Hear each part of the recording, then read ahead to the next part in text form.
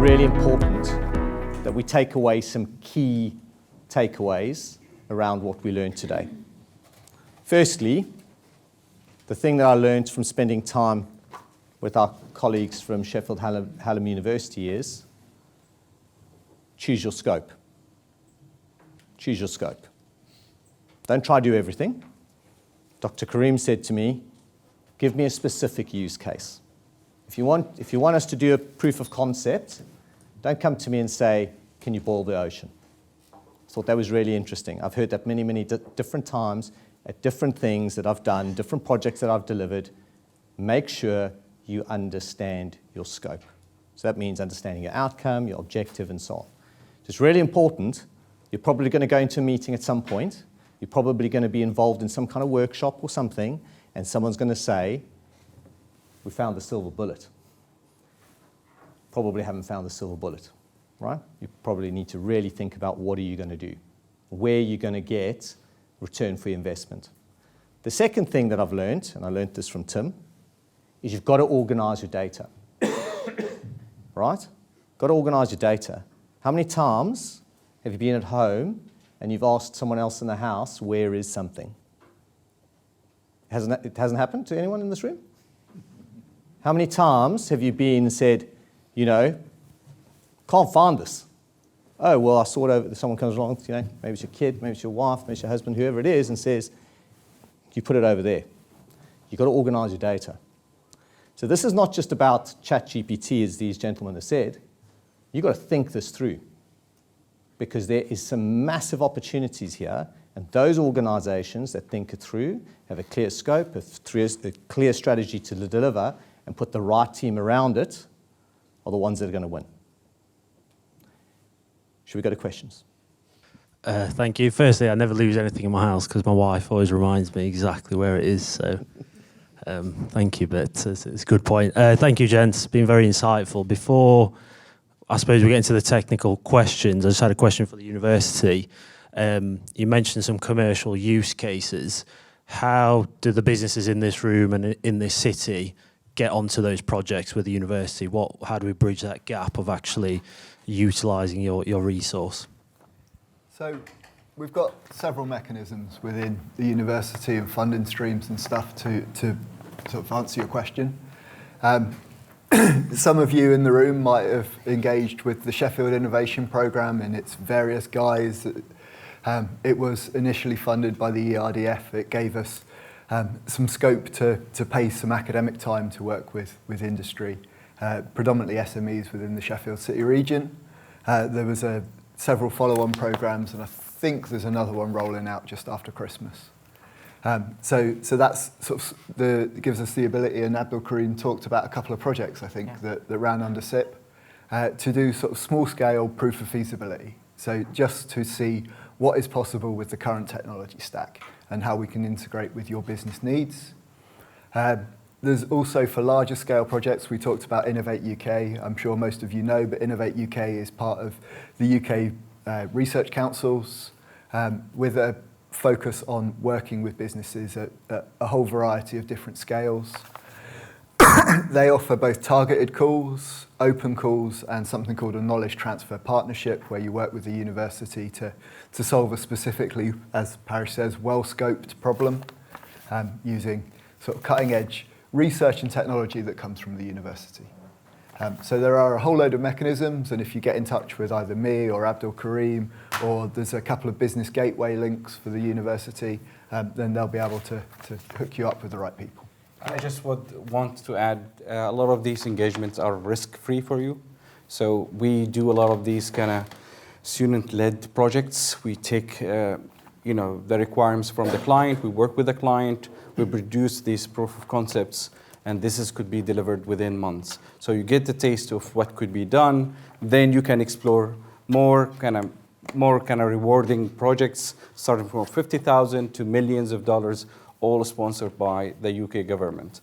So we are actually working right now with clients on a grant for 1.2 million, just to introduce AI into creative production industries, different industries. So there's a lot of potential, there's a lot of opportunities available to you. Could I ask, Sorry, Tim, you go first. Well, I'd just like to say that it's a great point. You know, we all, if we can get this work done for free, then fantastic. But also there's grant funding available for commercial applications as well. I'm working with on a project with a law firm, and we've got 50% match funding for the initial work we're doing with them. Great. Adrian. Yep, thank you. The piece that I was particularly interested in, and I just wondered if you could say a little bit more around it, was around the legislation and the regulation. And I think you put a slide up there which sort of said there has to be proof that the AI, the bot, or whatever you want to call it, has an audit trail, is doing what it's supposed to be doing, and is not spitting out spurious information and so on. So when these EU regulations do come out, would it be a whole new field of audit, essentially? You know, would the KPMGs and the PwCs of this world have to independently audit those AI mechanisms that are being used? And where do you see that going?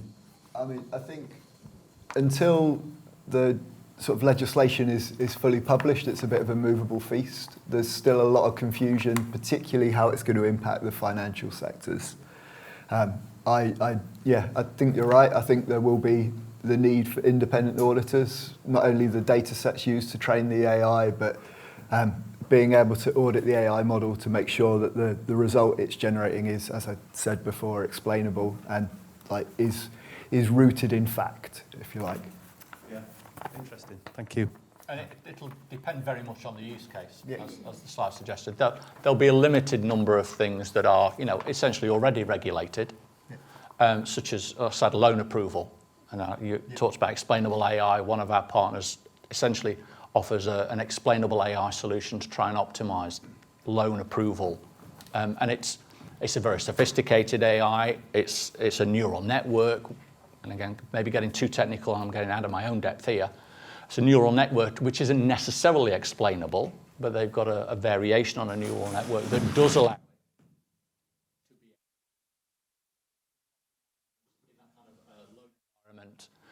you have a right, if you are turned down for a loan, to understand why. And the organisation has to be able to justify why it said no. Okay. So Adrian, I'll just add to that. Had a conversation with some clients yesterday, and some of you may be familiar with something called consumer duty. That's just come in for financial services at the middle of this year. One of the things that consumer duty regulation talks about is user experience, online user experience.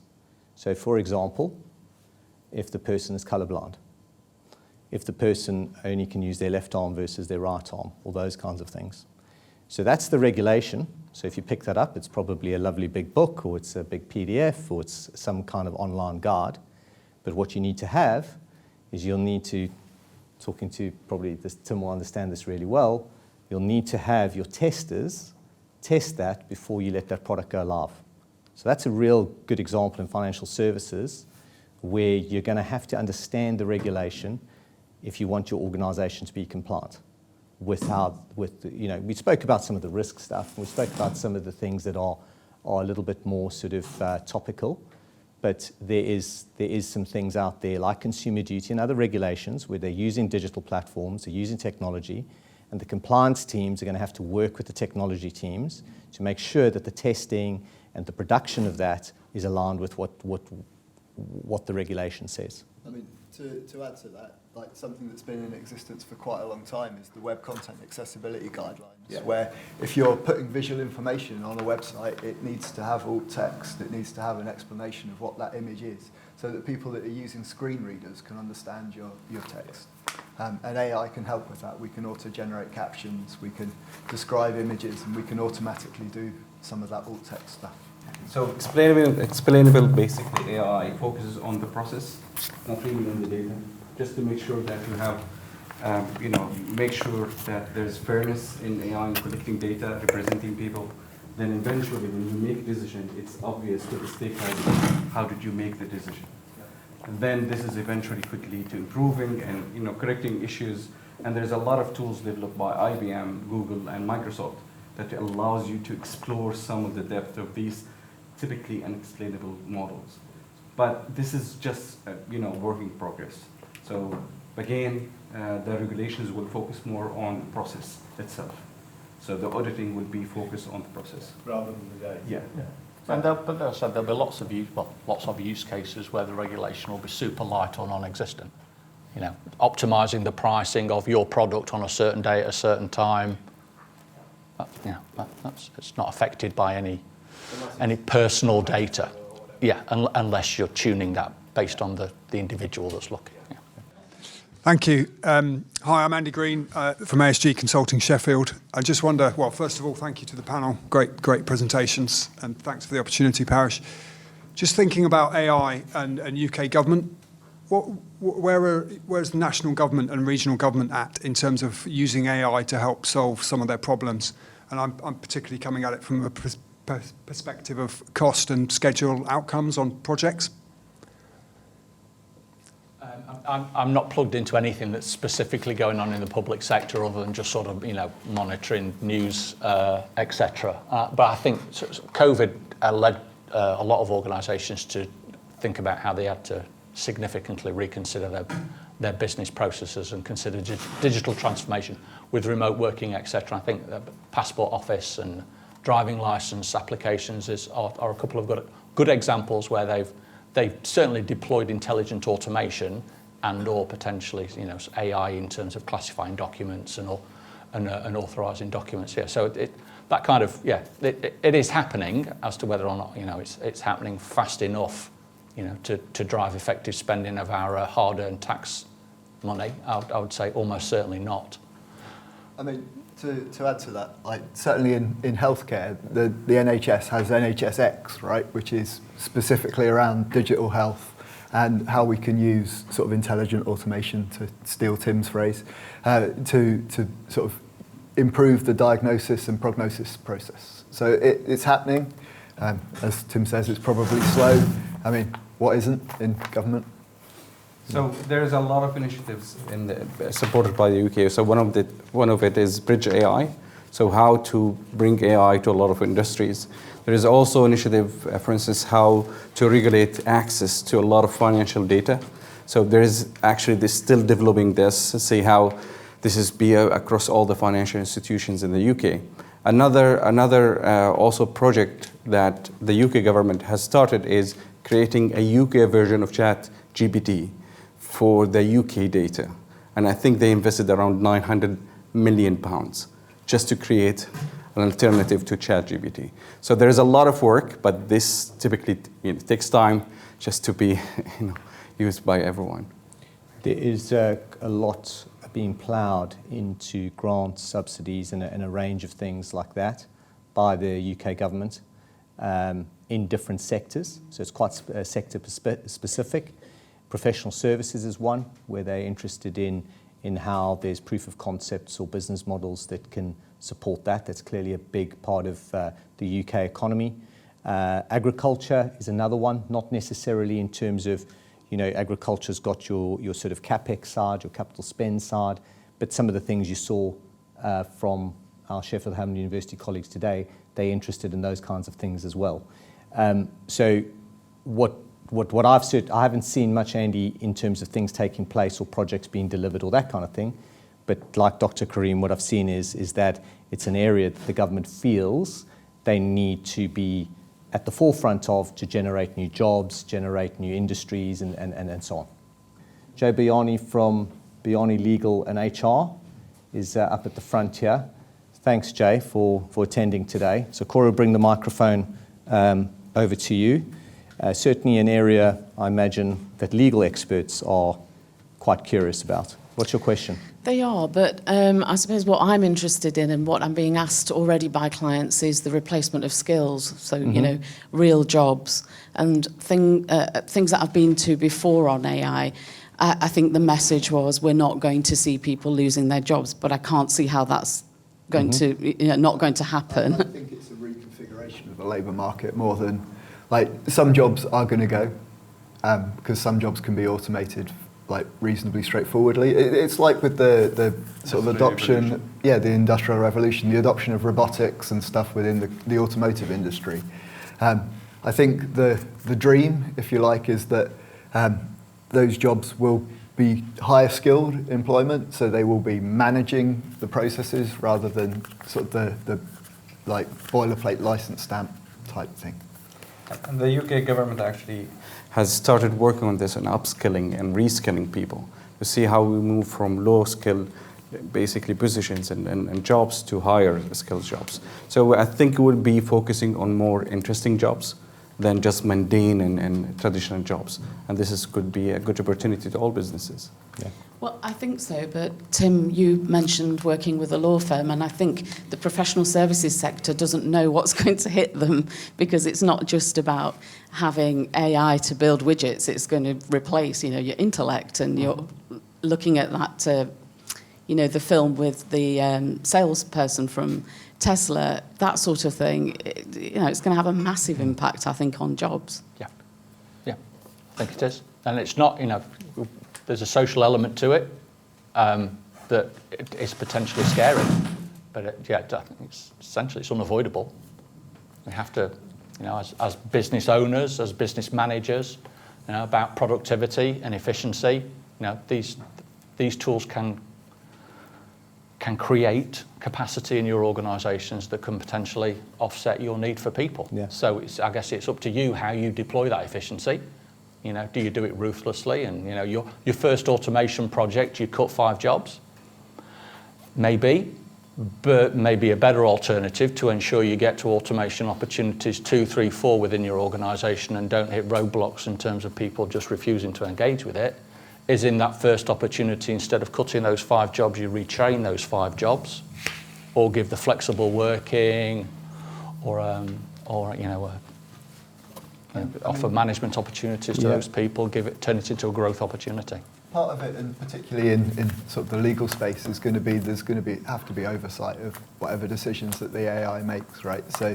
So you're talking more about kind of efficiency savings than necessarily like eliminating positions completely. So Jay, I'd like to step into this conversation, if I may, as well.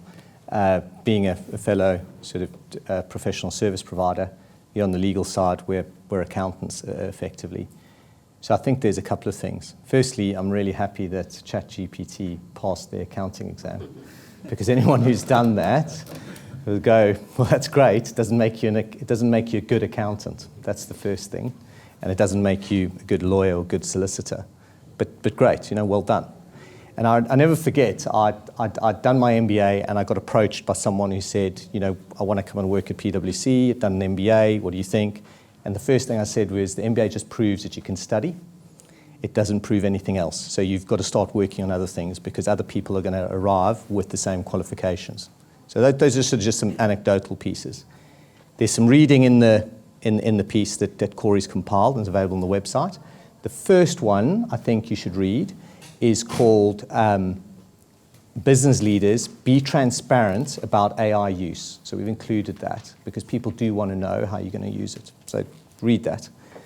The second thing is we have to read a lot of data. We work often in the financial services regulatory space, and you can imagine that me and my team are really excited when Consumer Duty landed, or really excited when ring-fence banking landed, because we couldn't wait to go through all the legislation around that. I've got a couple of colleagues, Lewis and Jerome, are here today. We've been working on something called PRIPS, and we had to study that and understand how the data had to be sorted out to produce the actual PRIPS document.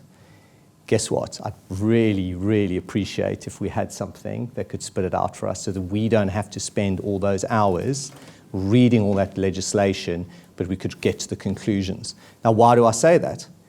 It's because accountants, there's actually less accountants. In 10 years' time, we'll be short of accountants. So I, as a business owner and someone who's developing my own consultancy, I'm going to struggle to find another Corey in 10 years' time. That's on the cards. So it's not just about people losing roles because they're there and they, hey, sorry, you've lost your job. We have a real challenge where we're sitting at a very interesting point in the economy where unemployment's at its lowest rate. What are you going to do? Can't find people. There's recruiters in this room here today. Ask them. So that's really, really interesting. So we do have this ethical and moral dilemma, but when you then go and look at the facts of the economy, how can you boost productivity? Well, this is one way you can do it. So I just wanted to give you sort of a bit of glass half full. Okay? There's a slightly different perspective on that, which is sort of a maxim that's increasingly being used. You're not necessarily going to lose your job to AI, but you lose your job to someone who can use AI.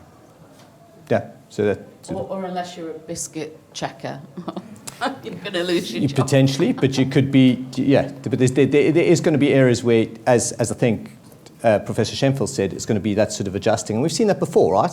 We've seen it from those big, I'm showing my age here, but there used to be a time where there were these massive journals and you had to write it in and then turn the page to do the balancing one somewhere else.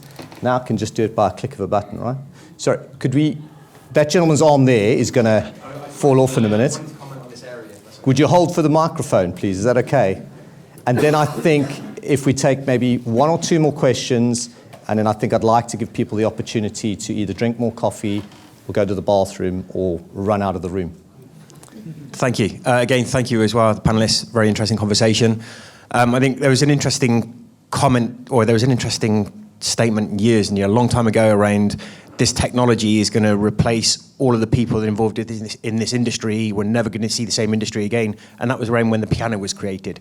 So we're used to things happening where a technology comes along and people fear the technology, but actually it complemented. And I think AI has the ability to complement what's going on. And I think it's how can companies make use of AI in different ways. And yes, some jobs are going to change, but other areas, I think it's how can you as a business make use of that to offer different revenue streams. And in financial services, as an example, if you're in high wealth management, it was very a one-to-one personal business, but you had to have a big bank account to have a personal involvement. AI gives the ability to open up that revenue stream from a business to people with lower bank accounts. So all of a sudden, the general public have better access to financial information and investment. So I think it's how you position AI within your organization, how you can monetize it, and work out the best way of getting the use out of it. So there's a big piece in the introductions of AI into your organisation, because I think as Tim said, if you introduce it like as sort of replacing jobs, then you're going to lose the engagement of your workforce, right?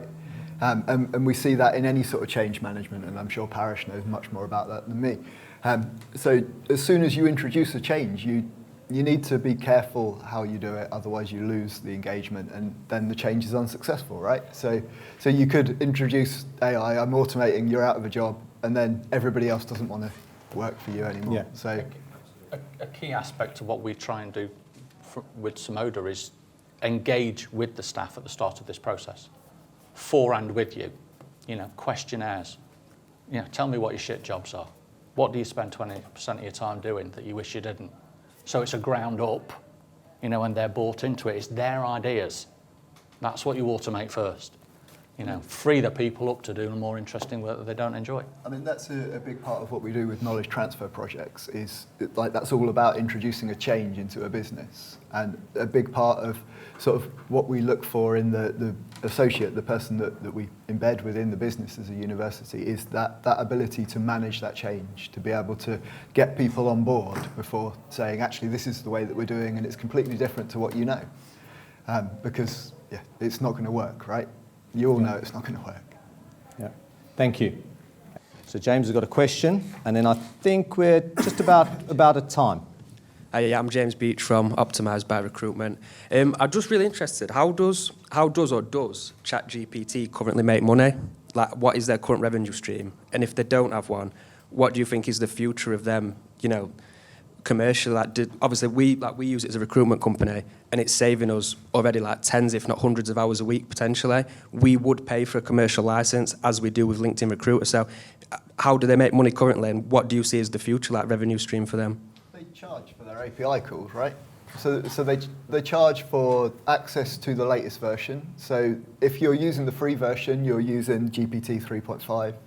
The pro version, or whatever their paid for version is using a much more sophisticated language model that they've trained. Their paid version also now includes the ability to use images within within sort of getting ChatGPT to report on stuff. So you can dump a report in with images and ask it to summarize it. So they have paid streams as well. They have paid API calls. Almost certainly not covering their costs. Me and Tim were talking about Nobody this. knows, really. Yeah, me and Tim were talking about this sort of before we started. The latest rumours are that OpenAI are in quite a lot of financial trouble. The rumours are that GPT-4, for example, cost them in the region of tens of billions of dollars to train. Sam Altman, the CEO of API, said it was of OpenAI, said that it was in excess of 100 million. But yeah, the back of the envelope calculation suggests it's much more. But that's not unusual. Just had another 10 billion injection from Microsoft. Yeah, but that's not unusual because Amazon not the only one. Amazon ran at a loss for 10 years. Yeah. Airbnb, another unicorn that probably only started to make a bit of a profit after about a 10, 12-year period. I believe Netflix has never made any money. That's right, there you go. So I think keep using it, James. It's a great free resource. And don't tell them that you like that free one. They might dumb down the version. So I think we've reached the closing bell, unless anyone's going to sort of fight Corey for the microphone. No? Okay. So I think it looks like it's been engaging. It looks like we've achieved a few things today. I think you've learned a little bit more about a key trend that is impacting our organizations and impacting our people. My apologies, must be me. I think I'd just like to leave you, for those of you from a finance perspective. Finance uses a large amount of data, right? We know that, I know that, you know that. So clear opportunity there, both internal and external. You want to make use of that data. Either it is cost control, either it's forecasting, either it's managing some part of your organization. You want to be doing that. You probably, like I said, show my age, you probably want to get rid of some of the manual items that are going on. You probably want to do that. You want to find out where they are, you want to get rid of them. That increases control. It increases accuracy. It increases efficiency in your business. And you probably want to get rid of high-volume, manual, repetitive tasks.